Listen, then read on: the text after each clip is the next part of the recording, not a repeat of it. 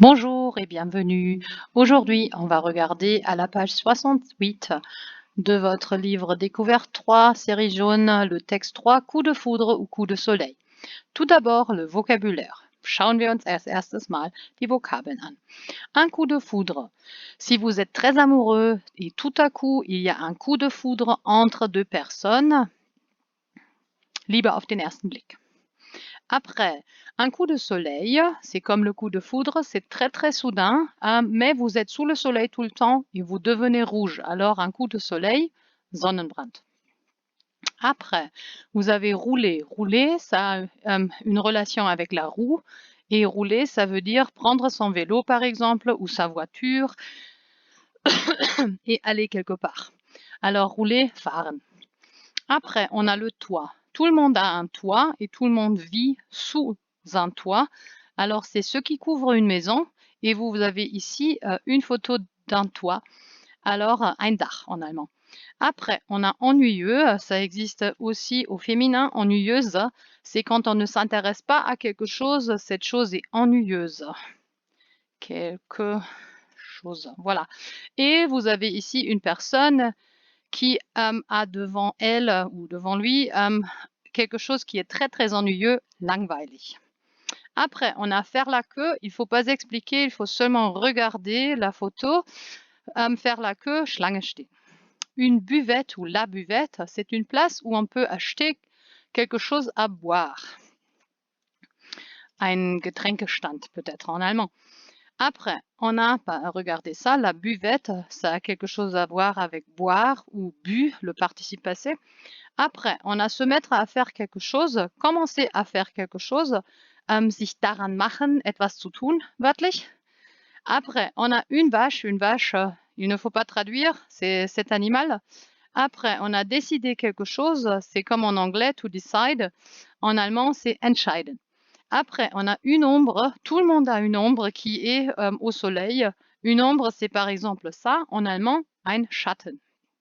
Après, on a remarqué, c'est donné en allemand, en secret, c'est aussi donné en anglais et en allemand. Après, on a tellement, par exemple, il l'aime tellement. Après, on a soudain, soudain, c'est comme tout à coup. En allemand, c'est ça. Après, on a attend. Quand on est attend, on est à l'heure. Alors, rechtzeitig, pünktlich. Et c'est crier, parler très fort.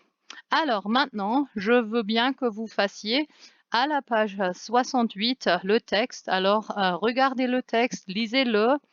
Je vais essayer de vous envoyer les audios. Lest bitte jetzt den Text. Ich versuche euch die Audiofiles zu schicken, sodass ihr die habt per E-Mail und euch das auch anhören könnt. Danach macht ihr bitte auf Seite 69 die Nummer 4. Zum Text muss man auch noch die Überschriften oben sortieren. Die werde ich gleich durchgehen. Das Video jetzt also bitte auf Pause und anschließend weiter gucken und die Lösungen anschauen, da wo ich jetzt runter scrolle. Also Pause bitte. OK. Après, on a d'abord les titres des paragraphes. Ici, la solution à la découverte de la région pour le premier paragraphe. Pour le deuxième, tiens, qui est-ce? Le troisième, enfin, seul. Le quatrième, Mathieu comprend tout. Et le cinquième, un souvenir. Après, pour l'exercice, à la page 69, auf Seite 69, die Nummer 4. D'abord, numéro A. C'est partie 3 parce que Nils et Julie sont assis sur un banc. Das Bild zeigt den dritten Abschnitt, weil Nils und Julie da auf einer Bank sitzen und sie schon die Wasserflaschen gekauft haben. Numéro B. Prenez des notes puis racontez ce qui s'est passé avant et après la scène sur la photo. Alors, la scène montre que Nils et Julie sont assis sur un banc. Avant, Julie et Nils ont acheté des bouteilles d'eau à la buvette et après, Mathieu et Anna arrivent et Nils et Julie ne sont plus seuls. Das heißt, die Szene zeigt, wie sie auf der Bank sitzen. Davor haben Julie und Nils eben diese Wasserflaschen gekauft. Danach kommen Mathieu und Hannah dazu und die beiden sind nicht mehr allein.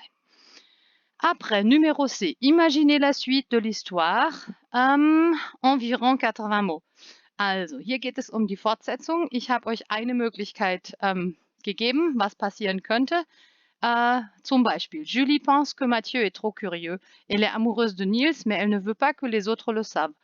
Alors, elle va prendre une photo de Mathieu où il fait une chose bizarre pour se venger.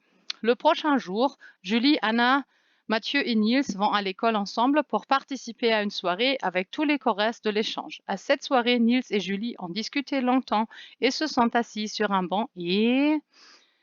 Also in meiner Geschichte passiert nicht sehr viel. Sie treffen sich abends bei einer Veranstaltung in der Schule und Julie plant irgendwie ein Foto von Mathieu zu machen, wo er irgendwas Seltsames macht, um sich zu rächen.